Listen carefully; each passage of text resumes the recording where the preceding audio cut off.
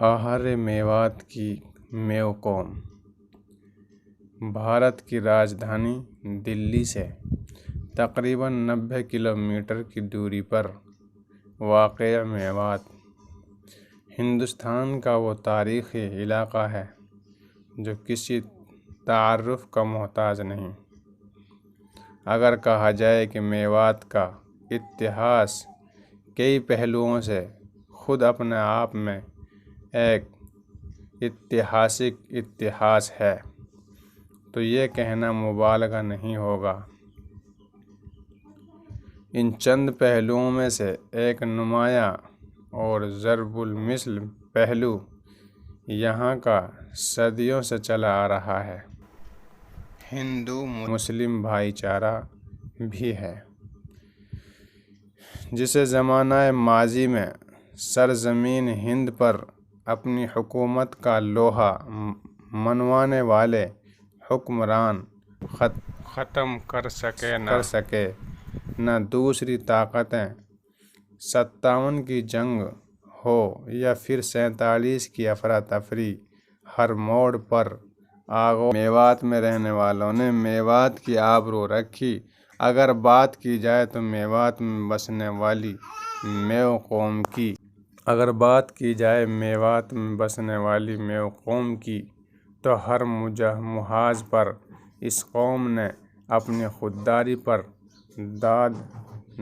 تحسین حاصل کی اور ہر تیز و تند طوفان کا ڈٹ کر مقابلہ کرنے کے لیے اس قدر بہادری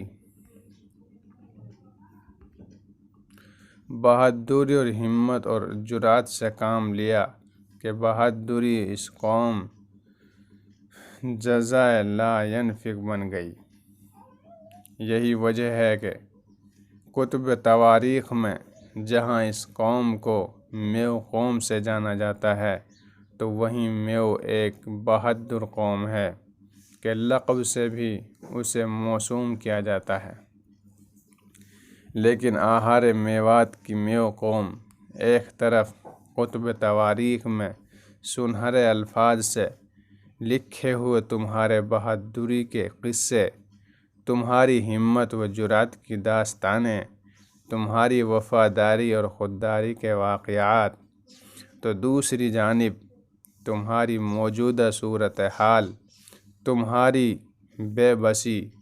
تمہارا آپسی اختلاف و انتشار، تمہاری عدم خودداری، تمہاری آپسی دشمنی کی 7 سمندر پار لامحدود سرحدیں، اور اس سب کی جیتی جاگتی مثال میوات کی موجودہ صورتحال۔ جیسا کہ میں نے اوپر تحریر کیا ہے کہ میوات کا اتہاس کئی پہلوؤں سے خود اپنے آپ میں ایک اتہاسک اتہاس ہے، جن پہلوؤں پر اگر یہاں تفصیل کو ملحوظ خاطر رکھا جائے تو مضمون کو محض طول دینا ہوگا۔ اس لیے قطع نظر ان سب پہلوؤں کے آج ہم بات کریں گے تاریخ میوات کی ان پر خطرے ساعات کے تعلق سے جن کی یاد دہانی نہ صرف میواتیوں کو بلکہ ہر اس شخص کو غمزدہ اور خوفزدہ کرتی ہیں جو میوات کے اتہاس سے ذرا بھی شناسائی رکھتا ہے۔ جن ساعات میں میوات نہ جانے کس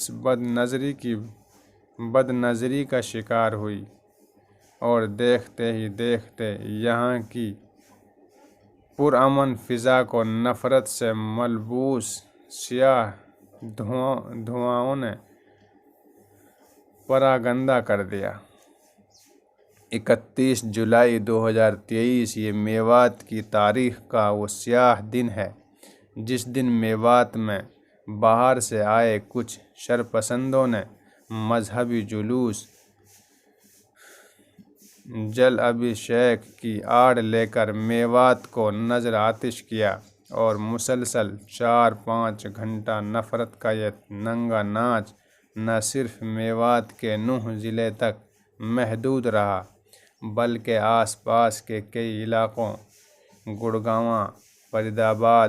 پلول، ہوڈل کو اس نے اپنی چپیٹ میں لیا۔ لیکن یہ سب ہونے کے بعد جس طرح ہریانہ کی بی جے پی سرکار نے اپنی ناکامیوں کو چھپانے کے لیے نہایت غریب مزدور مسلمان اور اسی طرح کچھ بزنس مین مسلمانوں کی 753 نیوز و نائب سائنٹسٹ کے مطابق 1208 گھروں اور دکانوں پر بلڈوزر کارروائی کر کے اپنے بے رحمانہ اور ظالمانہ کردار کا مظاہرہ کیا۔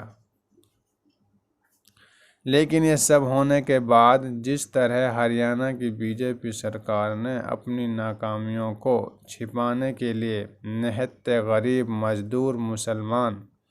اور اسی طرح کچھ بزنس مین مسلمانوں کے 753 اور بعض نیوز و نائب سائنٹسٹ کے مطابق 1208 گھروں اور دکانوں پر بلڈوزر کارروائی کر کے اپنے بے رحمانہ اور ظالمانہ کردار کا مظاہرہ کیا، تو وہیں بی جے پی حکومت کے زیر قیادت میوات پولیس نے بھی یک طرفہ کارروائی کر کے صرف مسلم نوجوانوں کو جیل کی سلاخوں کے پیچھے ڈال کر اپنی فرعونیت نما صفت کا خوب بغل بجایا۔ ایک طرف میوات کے سرکردہ لوگوں سے بھی بھائی چارہ برقرار رکھنے کی اپیل اور ان کے ساتھ بیٹھک کر بے قصور نوجوانوں کو گرفتار نہ کرنے کا یقین دلایا، تو دوسری طرف اپنی یک طرفہ ظالمانہ و جابرانہ گرفتاریاں کر اقتدار پر قابض اپنے آقاؤں کی واہی لوٹنے میں بھی کوئی کسر نہیں چھوڑی۔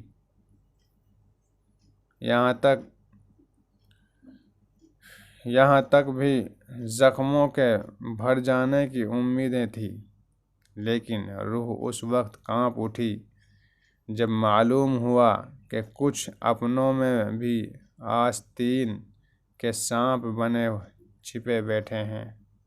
جو اپنی قوم اور نوجوانوں کے زخموں پر مرہم لگانے کے بجائے ان پر نمک پاشی کا کام کرنے میں لگے ہوئے ہیں۔ عام زبان میں کہوں تو میں بات کر رہا ہوں ان دلالوں کی جو چند پیسوں کی خاطر یا آپسی دشمنی و رنجش کی وجہ سے قوم کے بے قصور نوجوانوں کی دھر پکڑ کرانے میں کوئی بھی موقع ہاتھ سے نہیں جانے دے رہے۔ ہر شہر کے تھانہ در تھانہ جا کر پولیس کی ٹیبل پر اپنے نوجوانوں کو نامزد کر کے ان کی گرفتاریاں کرانا اپنا فرض منصبی سے سمجھے ہوئے ہیں۔ میری قوم کے ہر فرد سے، سیاسی و سماجی رہنماؤں سے، علماؤں سے، ائماؤں سے اور تمام تر تنظیموں کے ذمہ داران و اراکین سے گزارش ہے کہ یہی قوم کو ایک پلیٹ فارم پر لانے کا وقت ہے۔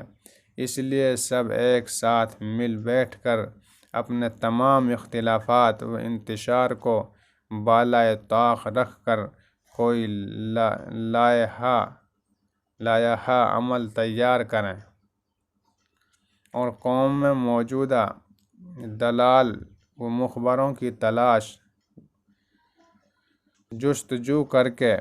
ان کو اور قوم کے ہر فرد کو اس قبیح چیز اور مخبری کے نقصانات سے آگاہ کریں، اور جو جس مقام و منصب پر فائز ہے یا جس اسٹیج سے بھی وہ اپنی بات بحسن خوبی قوم کے ہر فرد تک پہنچا سکتا ہے، پہنچانے کی کوشش کرے، تاکہ ایک بار پھر یہ میو قوم اپنے وجود کو پہچان کر انہیں عظیم صفات مزین و مرصع ہو سکے، جن صفات کے ساتھ اس قوم کا ذکر تاریخ کی صفحات میں سنہرے الفاظ سے آج بھی لکھا ہوا ہے۔ آخر میں شاعر کے اس شعر پر میں اپنی بات کو ختم کرتا ہوں۔ نہ کچھ تکلف نہ کچھ بناوٹ، جو بات تھی دل میں صاف کہہ دی، اگر مانو تو مہربانی، نہ مانو تو پھر گلہ کیا۔ اللہ ہم سب کو اتحاد و اتفاق کے ساتھ زندگی بسر کرنے کی توفیق عطا فرمائے، آمین یا رب العالمین۔ السلام علیکم ورحمۃ اللہ وبرکاتہ۔